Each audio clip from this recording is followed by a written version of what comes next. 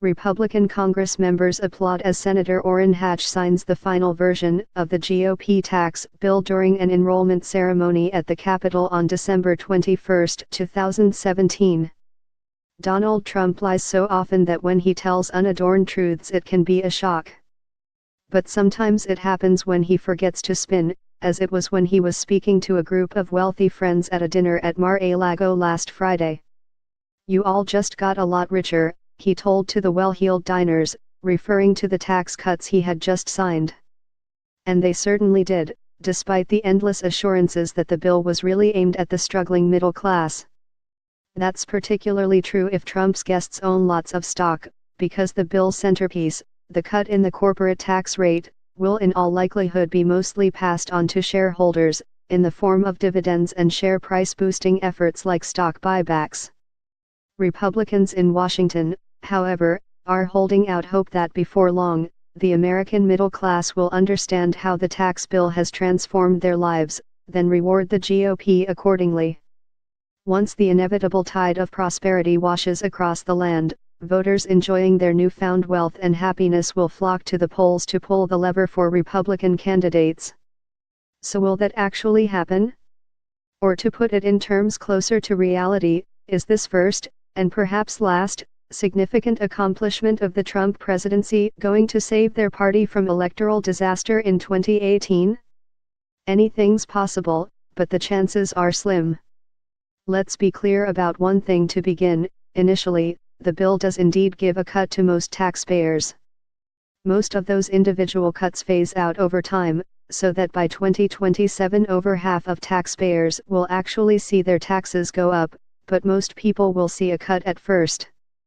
The problem is that the bill is so complex that it's nearly impossible for the average person to figure out whether they're getting a cut or not, which will limit the degree to which people will feel like they've been given a gift. Soon it will show up in people's paychecks, but that won't be dramatic. If your taxes are being cut by $1,000, you'll be getting an extra $19.23 in your weekly pay. Which is better than nothing, but it isn't exactly life-transforming. And since most American workers are paid by direct deposit, they may not even notice. That's what happened when Barack Obama and the Democrats cut taxes for 95% of Americans as part of the 2009 stimulus, because it came in the form of lower withholding. Nobody noticed it. One poll in 2010 found only 12% of people realized they had gotten a tax cut, while 24% mistakenly believed Obama had raised their taxes. As of now, the GOP tax bill is one of the least popular pieces of legislation in history, and Americans are convinced that it mostly helps the wealthy and corporations at the expense of the middle class.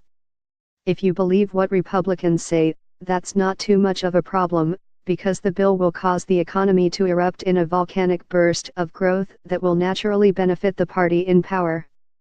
The problem there is that their fundamental theory about taxes, if you raise them the economy quickly spirals into recession, and if you cut them the economy undergoes an immediate and breathtaking surge, has been proven wrong again and again. So while the economy may be perfectly fine when next November rolls around, it's unlikely to be experiencing the explosion of growth they've predicted.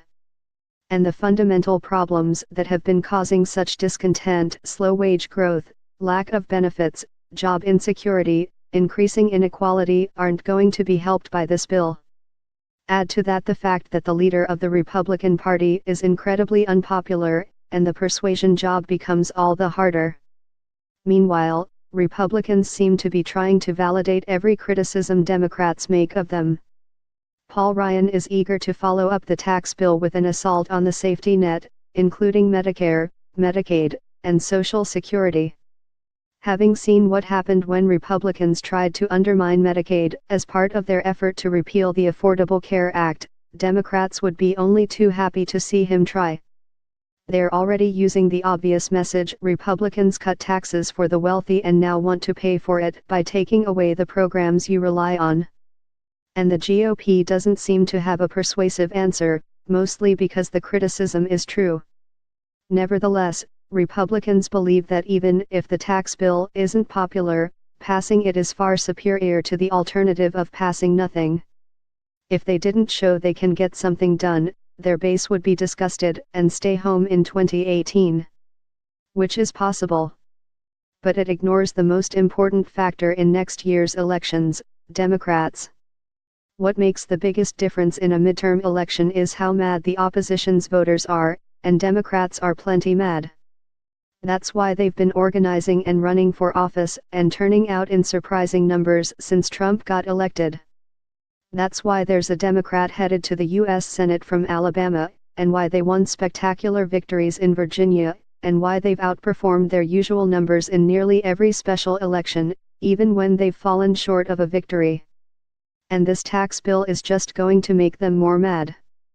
The partisan way it was passed, the absurd lies with which it was offered, the way the benefits are distributed, all will make it a rallying cry for an opposition party with no lack of motivations for its voters to get to the polls in 2018. The long-term effects of the Republican tax bill are likely to be enormous, particularly the way it will starve the government of needed revenue and exacerbate economic inequality. In the short run, the political effects could be large as well, and they're likely to be the opposite of what the Republicans who pushed it through are hoping. Perhaps none of it will matter once corporate tax cuts deliver us all to a future of limitless prosperity. But in the event that doesn't happen, Republicans are still going to be in big trouble next year, even if they got the tax cut they wanted.